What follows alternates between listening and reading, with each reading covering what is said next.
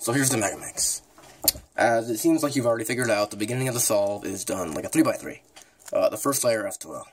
So let's just go ahead and do that. Start by solving the star. Go ahead and swap these all in. And the last one, there we go. So you have our star now. So next we're just going to solve like we would solve regular F12. I'll just kind of blow through this part since you already know how to do it. So, let's see, first pair, bring that in. Here's another pair. Sledgehammer it in. Second to last. And finally the gold and purple. Where's the yellow and purple? Here. So next, which it seems like you've already figured out, is we're going to solve these 5 corners. The ones that have 2 of the first letter colors. Not these up here, those only have 1. These. So here's one. We're going to put that where it needs to be. Here's another one. Put that where it needs to be. Here's another one. Can line that up, slot it in. Here's another one right here. Place that back. Remember that this is the last one, we can find it right here. The same thing we did with the last one. So next what we need to do is these edges. So I can show you a simple algorithm that you can use to slot them into place. So what you can do is, this is how I would do it. So you take this, and you see this is the purple, so we're going to turn it onto the purple, take the opposite face, rotate it down, take that front face, and rotate it until this edge is right next to this, where this corner will be when you rotate this face back up. And then you just slot it down. So you see none of the other faces were affected, and now this is where we want it to be. So next we can take out this one. Same thing. Here's another one. We can slot that in the same way. Here's another one. Can slot that in the same way. Another one, we're going to have to line it up. Here's another one. Here's another one. We'll have to line that one up too. Here's one more. I'm going to slot it in. And then let's take this out while we're at it. So now we can do this. Let's take this out while we're at it, and this is the last one. So now all 10 edges are done, so we're going to go to this next part, which is just like the first 2 layers, a regular F2L. So you can solve that intuitively, as you would solve it. You solve it like a regular F2L. So the same way you did these first 2 layers, you'll do that same thing with these. There's nothing I need to show you here. It's just the same thing. So we're now on the last layer, as you can see. So what we already have here is we actually already have our last layer star, but let's simulate it and say we didn't. We'll just do the same thing on 3x3. So this case is the same as having that line case in the 3x3, and this right here would be nothing. This would be the same as the little L, is what I like to call it. So what we do here is we're going to take this turn. So you just use the same algorithms you would use. So now what we have is we have our star. So on 3x3, what you would do at this point is orient your corners. But that's not what we're going to do here. What we're going to do first is actually position everything. So we're going to position our edges. And this is where it gets tricky. So there are 2 algorithms we need to know. And they're actually algorithms that you do use on 3x3, but you just use it in a different point. So I'm going to do the algorithm, and we'll see if you recognize it. R, U, R prime, U, R, U2 prime, R prime. That's what you would use to get all of these corners up on 3x3. And the other one is just the backwards version. L prime, U prime, L, U prime, L prime, U2, L.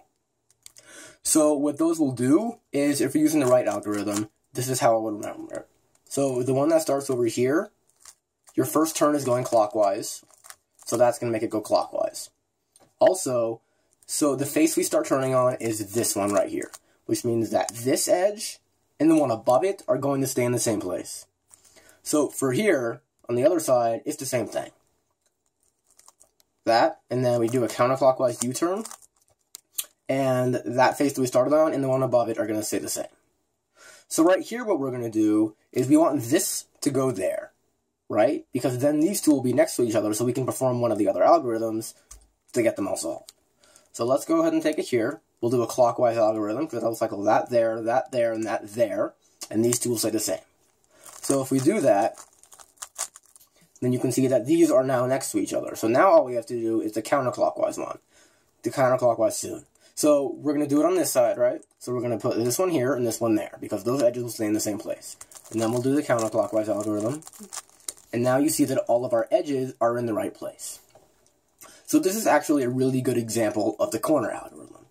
It works the same way as the edge algorithm in the sense that two of the corners adjacent will stay the same, as opposed to the other three, which will cycle clockwise or vice versa.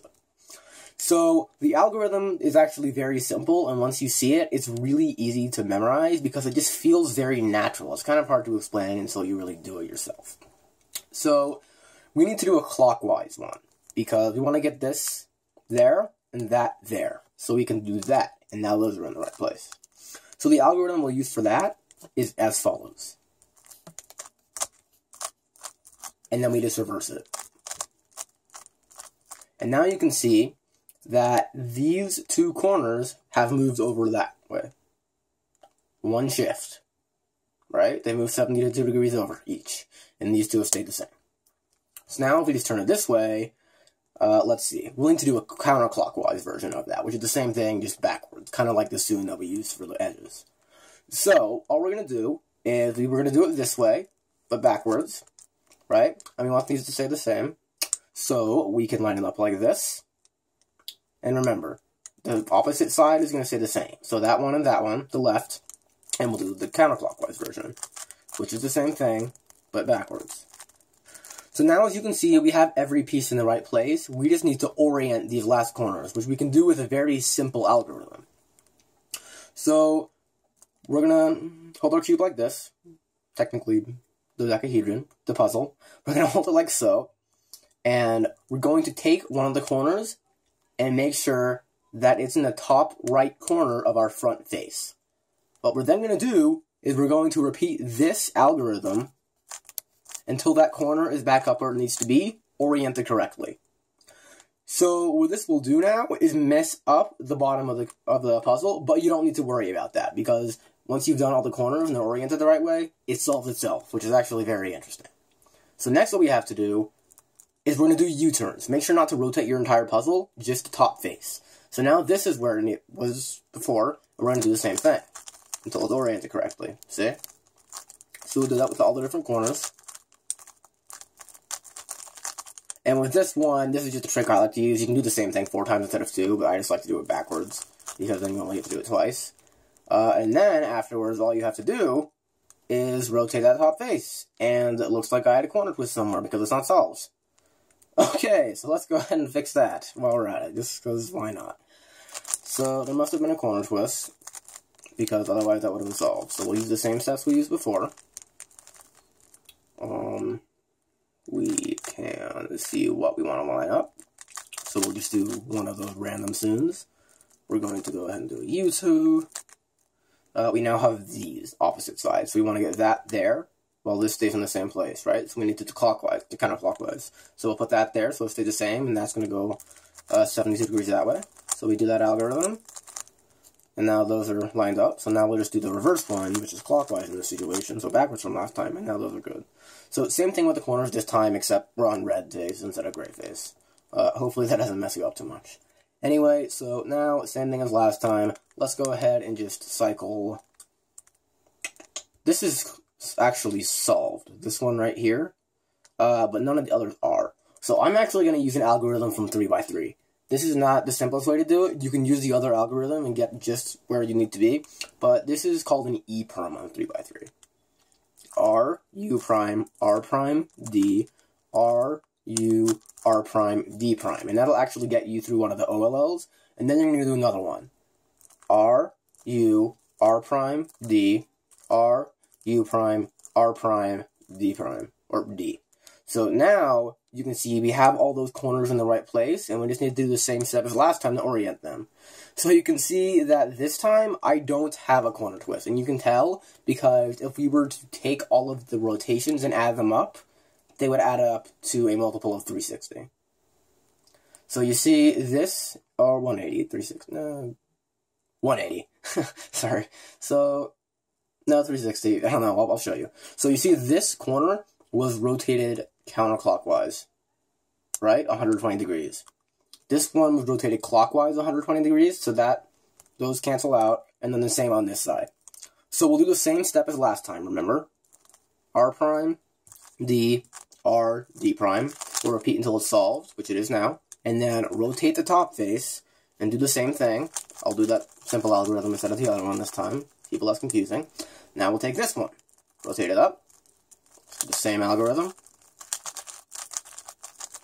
And then the final one here, and you will see that it is all solved, and that the rest of the puzzle has solved itself in the process. So that is the basis of the beginner's method for solving Megaminx. It was just one and a half exemplar to walk through solves, so hopefully that sufficed. Good luck.